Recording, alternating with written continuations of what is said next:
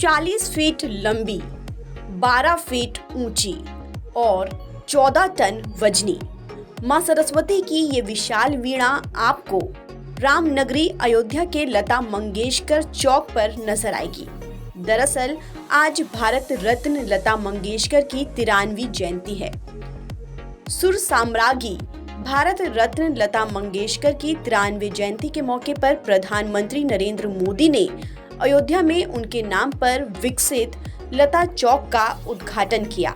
इस दौरान उत्तर प्रदेश के मुख्यमंत्री योगी आदित्यनाथ भी खुद अयोध्या में मौजूद रहे। प्रधानमंत्री नरेंद्र मोदी ने भी अयोध्या के प्रमुख चौराहे का नाम लता दीदी के नाम पर रखने पर खुशी जाहिर की। इस दौरान पीएम मोदी ने लता दीदी को याद करते हुए क्या कुछ कहा, आइए आपको सुनाते हैं। अयोध्या में लता मंगेशकर चौक पर स्थापित की गई मां सरस्वती की ये विशाल वीणा संगीत की उस साधना का प्रतीक बनेगी। मुझे बताया गया है कि चौक परिसर में सरोवर के प्रवाहमय जल में संगमरमर से बने 92 श्वेत कमल लता जी की जीवन अवधि को दर्शा रहे हैं।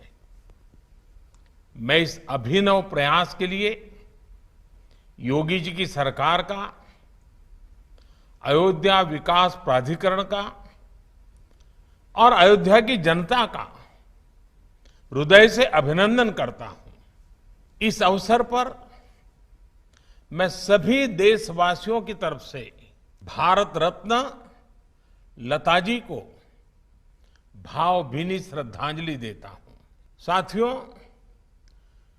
लता दीदी के साथ जुड़ी हुई मेरी कितनी ही यादें हैं, कितनी ही भावुक और स्नेहिल स्मृतियां हैं। जब भी मेरी उनसे बात होती, उनकी वाणी की युग परिचित मिठास हर बार मुझे मंत्रमुग्ध कर देती थी। दीदी अक्सर मुझसे कहती थी, मनुष्य उम्र से नहीं कर्म से बड़ा होता है और जो देश के लिए जितना ज्यादा करे वो उतना ही बड़ा है। मैं मानता हूं कि अयोध्या का ये लता मंगेशकर चौक और उनसे जुड़ी ऐसी सभी स्मृतियां हमें देश के प्रति कर्तव्य बोध का भी एहसास कराएगी। भारत रत्न लता मंगेशकर ने अपनी आवाज और अपनी सुर साधना से बहुत छोटी उम्र में ही गायन में महारत हासिल कर ली थी और कई भाषाओं में गीत गाए। पिछली पीढ़ी ने जहां लता की शोख और रुमानी आवाज का लुत्फ उठाया, तो वहीं मौजूदा पीढ़ी उनकी समंदर की तरह ठहरी हुई गायकी को सुनते हुए बड़ी हुई है।